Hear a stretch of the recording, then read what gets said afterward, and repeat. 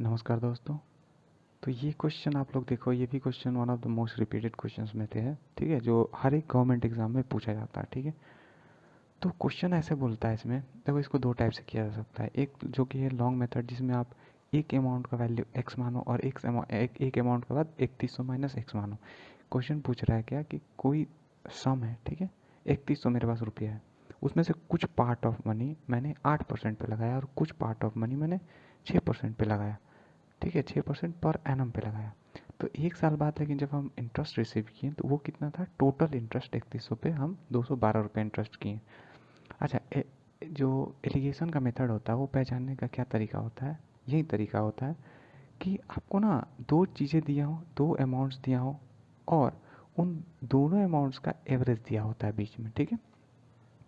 जैसे कि इसमें क्या दिया, पहला जो अमाउंट है वो मैंने 8% पे दिया, दूसरा अमाउंट मैंने 6% पे दिया, तीसरा अमाउंट नहीं दिया है, देखो यहाँ पे परसेंट है पर तीसरा अमाउंट नहीं दिया है, पर आपको इनडायरेक्टली दिया है कि 212 रुपये हमें कमाई होता है, कितना पे कमाई नहीं, इंटरेस्ट मिलता है कितना पे, 3100 रुपया पे। तो आप ऑन एन एवरेज तो निकल गया ना कि हम कोई भी अमाउंट दिए दो अमाउंट, लेकिन ऑन एन एवरेज मेरा क्या है ये, तो यहाँ से ये कट जाएगा और इसका कुछ ये डिवाइड तो होगा नहीं पूरा पूरी, तो हम इसको डायरेक्ट ऐसे लिख सकते हैं कि 212 डिवाइडेड बाई 31%, ठीक है।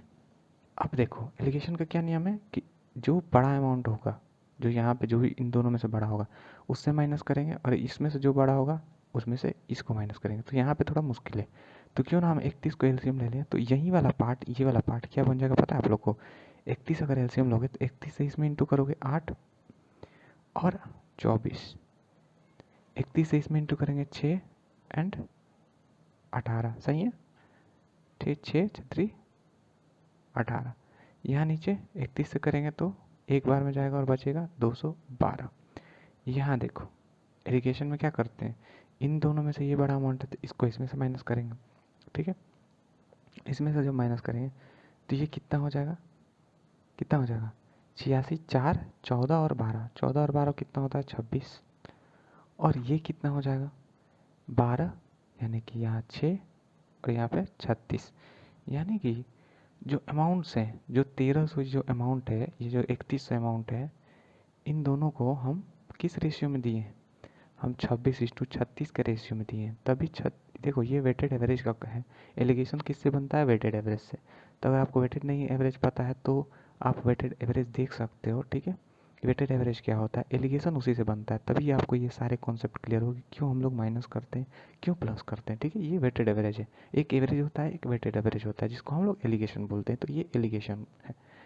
तो एलिगेशन का विधि मैंने बता दिया, तरीका बता दिया कैसे करना है। तो अमाउंट हमारा रेशियो निकल जाता है कि वो अमाउंट किस रेशियो में हम दिए थे, तो ये 8% वाला अमाउंट है, ये 6% वाला अमाउंट है। तो 8% वाले को हम लोग 26 इस्टू, यानी कि इन दोनों को 26:36, यानी कि यहाँ पे हम लोग 13:16, 18 दूना 36, ठीक है, 13:18 का रेशियो में दिए किसको, इसको पूछ रहा है कि 8% वाला जो अमाउंट 8% पे दिए थे वो कौन सा अमाउंट था। तो यहाँ पे देखो 13 और ये टोटल अमाउंट कितना है, अगर कोई दो अमाउंट है जिसमें से 13 रुपया 8% पे दिए, 18 रुपये, इतना टोटल अमाउंट कितना है, 18 रुपये 6% पे, तो टोटल अमाउंट कितना है 31, यानी कि 31 में जो 13वां पार्ट है वो पूछ रहा है इसका, तो 31 से 13वां पार्ट कौन सा है, 1300 रुपया, ठीक है। 1300 रुपया हमने 8% पे दिया था, आप निकाल के देख सकते हो आंसर आ जाएगा, ठीक है। तो ये एक बेस्ट मेथड है इस क्वेश्चन को करने का, तो ये क्वेश्चन आता रहता है तो इस पर आप ध्यान देना, ठीक है। तो उम्मीद है आपको समझ में आया होगा।